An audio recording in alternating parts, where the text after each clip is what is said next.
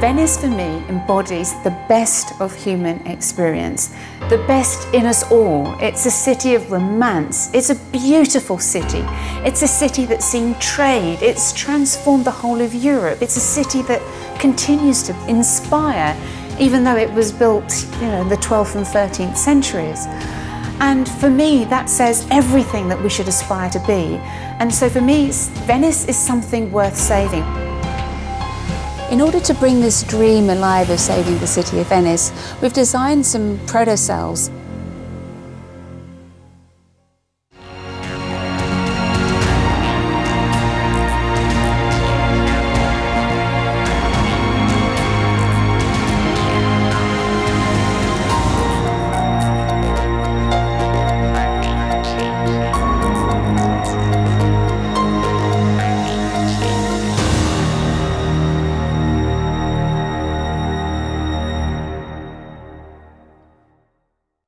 The big problem for Venice is the high water for the economic activity and also for the building, for the sanity of building.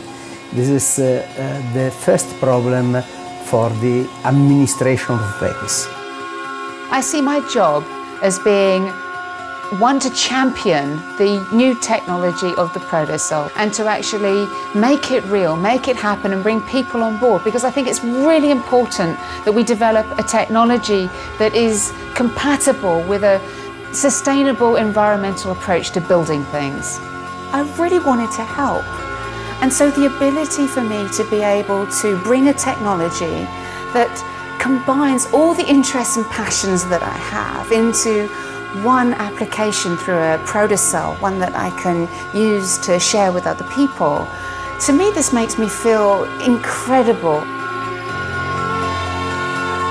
We're outside a typical Venetian home here, where you can see the extensive damage done to the brickwork by the elements. There's salt encrusted, the stucco's lifted, and the marble scratched like a lion's run its claws down it. What we hope would be that the protocells would form a protective layer, very much like the stucco that was originally put on the wall, that stops this damage happening. So we're hoping the protocells will create a shell, not just underneath the foundations of Venice, but also some part of the wall as well.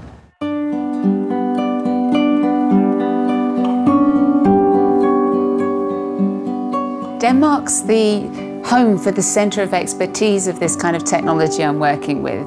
Living technology is what they call it. People here have a great respect and love for nature. They're right at the cutting edge of sustainable technologies and environmental solutions. So it's a perfect place to be.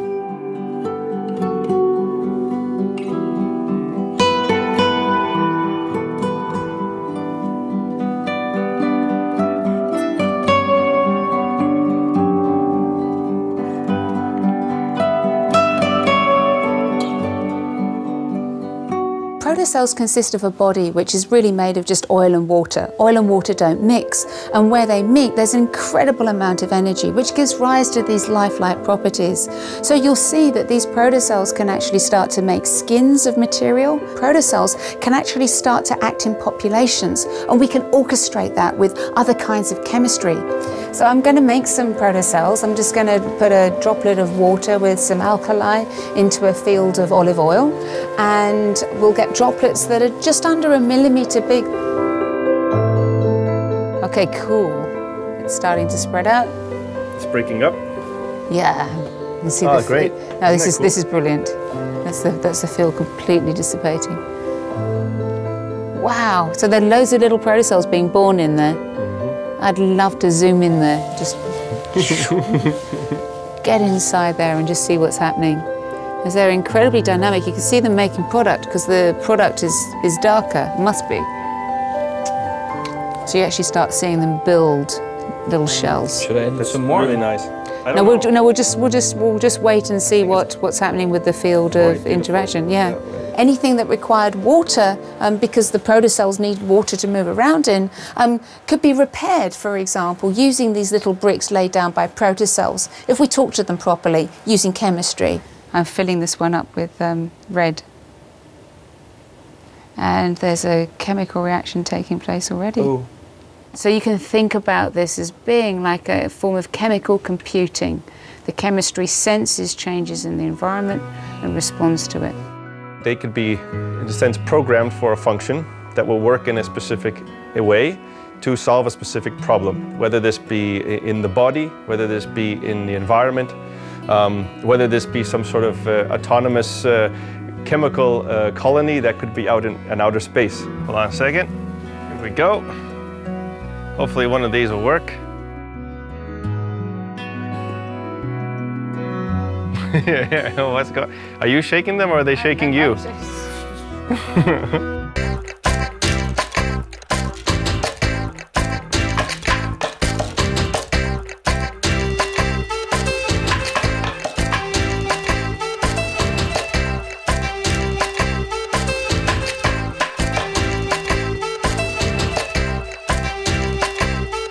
My sister Rachel, when I think back at our early years, she was always drawing.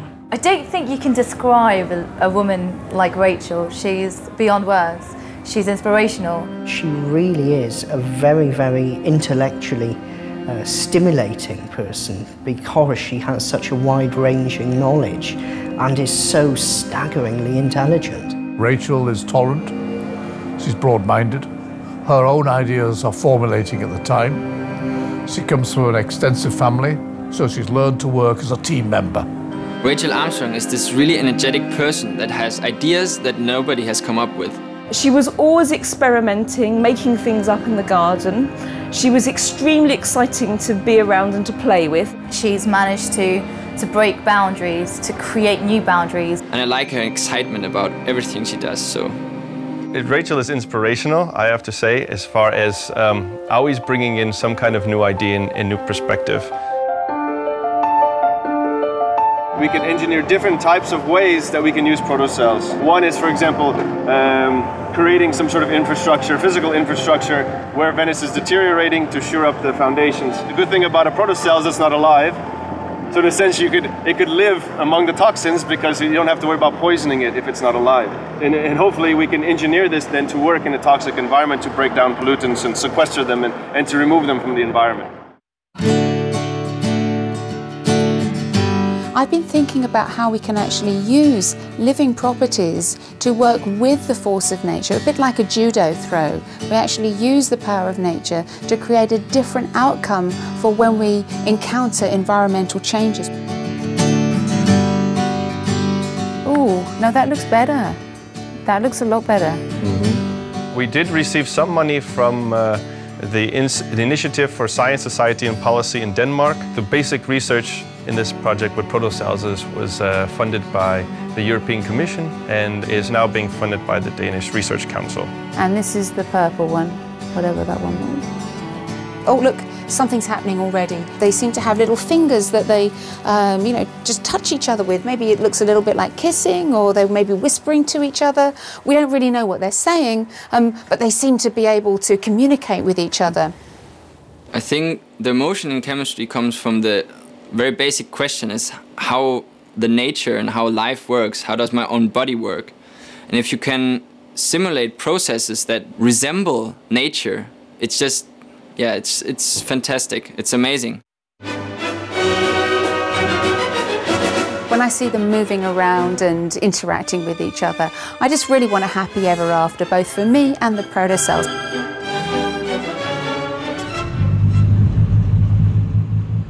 In the future, what we want is to actually use this technology not just to show that it can work in a dish or it might work on the side of the canal, but actually to show that it can improve the conditions for Venice. It's actually making something that is useful for the deteriorating problems in Venice.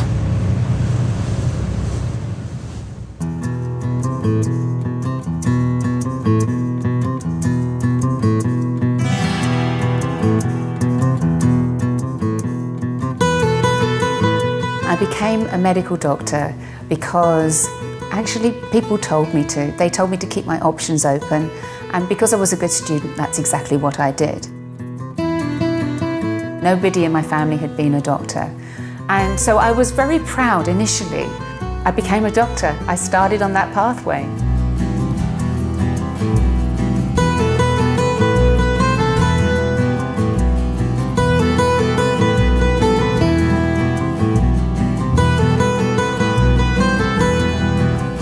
a small garden outside the John Radcliffe Hospital, which is where I trained to be a doctor.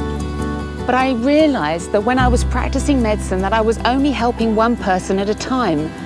I wanted to help everyone, and I wanted to use my imagination, my creativity, the creativity of science through nature to make a better world for everybody. The white buildings and the sterile white tiles reminds me of the way that I felt with the institution of science and how somehow or other it killed that creativity, killed that feeling.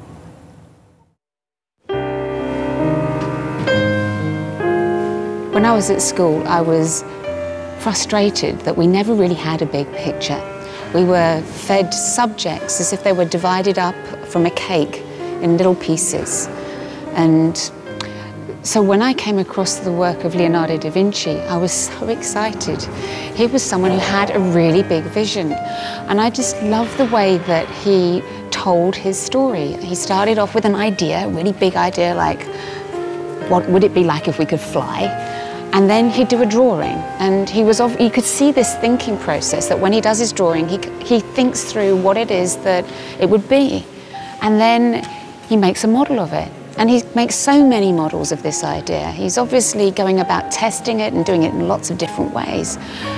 And then there's another step that we never got at school, which was he started to make it a reality.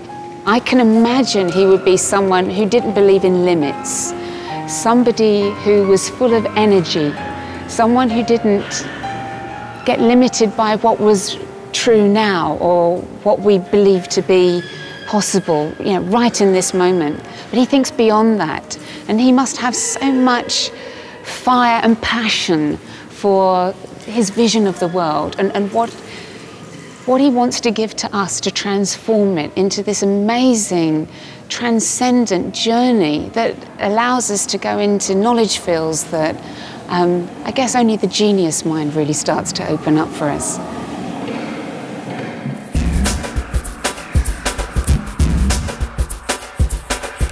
The great thing about being able to hang out with Rachel is she has a similar view of the world in terms of we can sit there and both laugh at the world and the madness.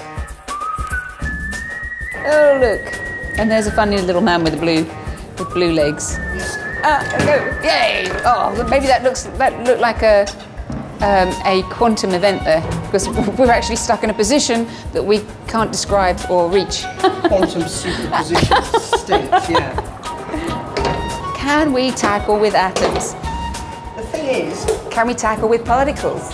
Well, essentially, when you think about it, they're made up of atoms, so effectively the atoms are already playing football? Yeah. Okay. In a funny way. In a funny way, probably about as expertly as we are. Yeah. Probably better than we are, actually. Whereas Rachel's perspective is very much more on the living side of things, so to speak. My interest is predominantly on the hot flames and the pointy side of things, i.e. the rockets.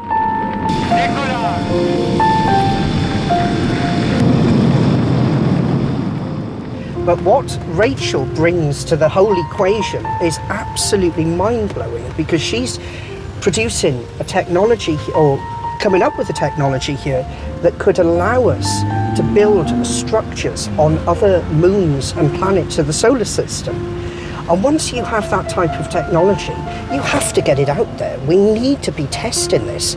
So that's where we have this crossover with the technologies, because I'm working on things that will get us out there in terms of transportation, rockets and spacecraft. So what I'd like to do is send a spacecraft out with a payload carrying Rachel's technology to a moon of the solar system, say somewhere like Titan, or even to a planet like Mars, and actually to start building these structures on another surface in the solar system. You need to have lots of grandchildren that will be there to experience. Yeah, I need a world ship, yes. I have plans on that. I personally think that another great power of science fiction is it doesn't take itself too seriously. It's prepared to not be true, it's prepared to fail, it's prepared to attempt the impossible and die trying if necessary, because without those kinds of bold explorations into what might be, we actually never reach our potential. The disappointment of medical education filled me with a sense of loneliness. I felt like I couldn't connect with anyone properly. I think it was because I couldn't really understand why I was so unhappy. I mean, I had the best education. I loved science. I was involved in a career that I should be really fulfilled in, but it didn't make sense. When I gave up my income as a medical doctor, I had to think really smart about how I made money. It was quite a shock. Essentially what I did was I used skills that I had, like drawing caricatures, to earn some money, and then I had to acquire other skills, like writing, in order to make my way. I ended up even writing a novel.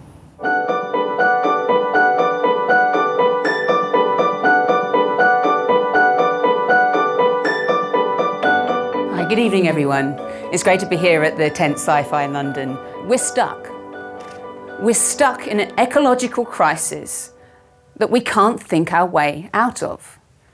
Because less of more of the same is not different. And that's exactly what we're doing. We're really not working in any different way to when we were working in the 1970s.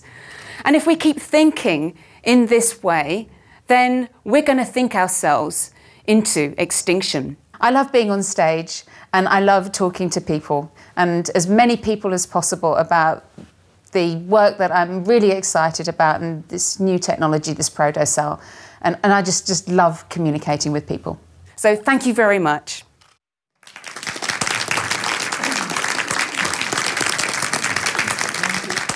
The only tension I can think of when we were younger would be about clothes, where I would probably borrow her clothes, but then as I got older, she would start to sort of borrow mine, and that used to annoy me. But I think all sisters have problems with borrowing each other's clothes, hey-ho. I love spending time with my sister and her young family. I mean, Con is just a fantastic little boy.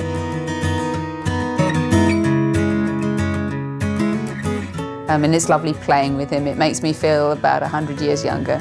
And but you know, this is not my choice. I haven't made a decision to settle down and have a family. For me, the protocell is my mission. You know, I'm really dedicated to making this work.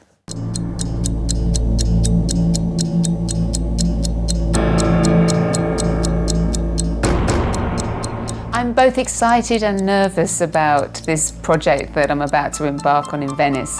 I'm trying to test whether these ideas that I've been nurturing over the last couple of years are actually realisable in practice. So I'd like Martin, obviously, to be there. And I'm hoping to get some of the architectural students to come with me. Feel the tube as you shake it and dissolve it.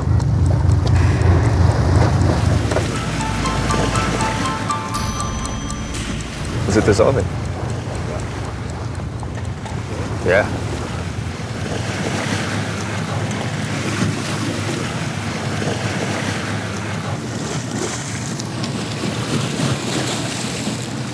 We're going to conduct an experiment. This is a similar experiment that we've conducted in the laboratory in Denmark under controlled conditions.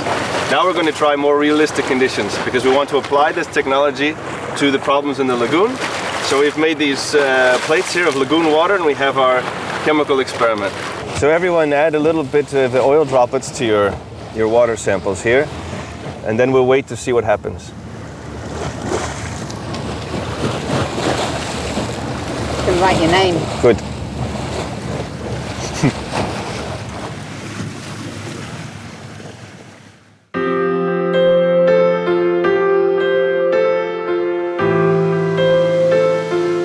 I was trained as a medical doctor, but I wasn't a scientist. It's a different kind of training. And I needed someone who'd be able to help me develop the ideas that I had about the creativity of science in an open and supportive way. Martin's an incredibly nice guy, but he also became my mentor. I met Martin at a conference called Artificial Life 11. It was at Winchester in 2008, August. And Martin presented the protocell, and I was just absolutely bewitched by the technology and the clarity of the presentation. This is something I've really, really wanted to work with. I had to come and meet you, particularly when you said you had a PhD. After hearing about Rachel's enthusiastic response to the Protocell project, I asked her if she'd consider being a student of mine. That was awesome. I absolutely had to pursue this. I really, really wanted to work with the Protocell. I wanted to work with you because you really explain things really clearly. Really? Mm-hmm. Mm-hmm. Thanks.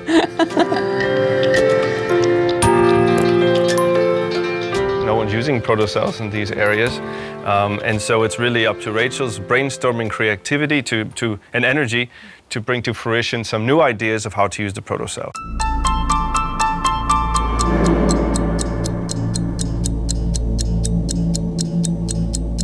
So, do you think the experiment's working? Wow. So let's see. Wow, that looks fast. Do you see something? Wow, yeah, I do. This one actually looks really bright, doesn't it? Yeah. It's gone from clear to very, very milky white, really bright. And if you see when they get moved around, they continue to work. So even when they break up, even if the waves come and break them up, they'll still form themselves again. And that's very different to the way that a machine-like technology would work. Yeah, that's right.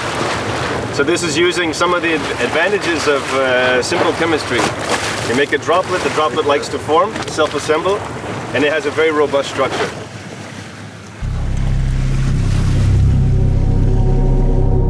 Rachel, can you hurry up and change the planet?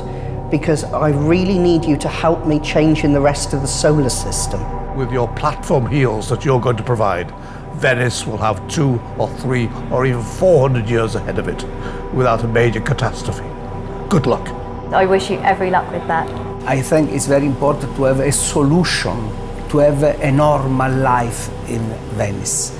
And also for have a possibility to have a future for this town. Rachel, I really wish you the best of luck with your research, and I hope that you are able to save Venice. It would be brilliant if you could, and if anyone can, you can.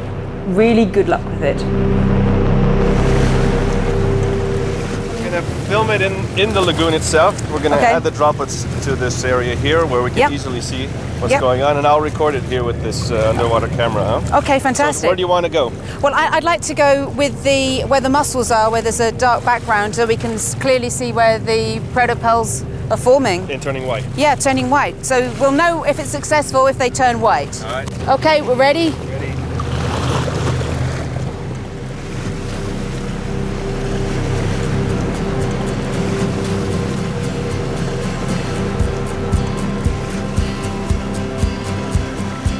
Got it.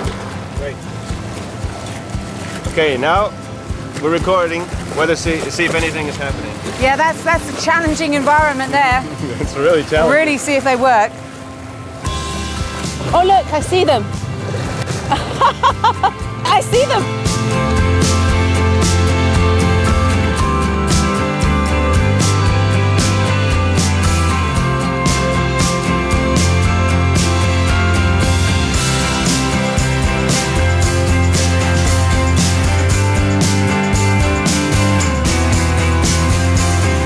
It's a real-life environment. It certainly is.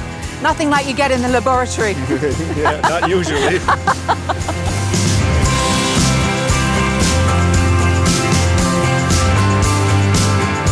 This was just really amazing to see the protocells being released into the lagoon.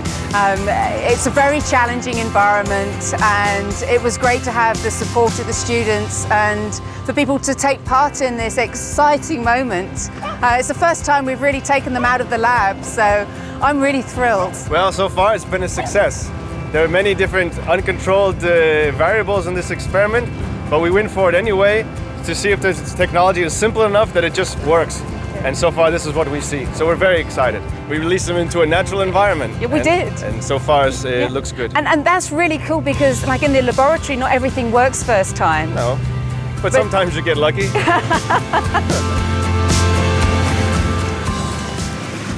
Venice is unique. The protocell will be the future of the production for biomass, for the humanity, not only for Venice. Every day I have a joie de vivre, like I've just been born, that I'm going to make the most of it and I'm going to have some kind of fantastic experience during that day that's just going to make me a better person by the time I reach the next day. It might sound naive, but actually that's what motivates me every day. I think every day is marvellous. Okay, here we go. And ready. Great. That was a perfect experiment.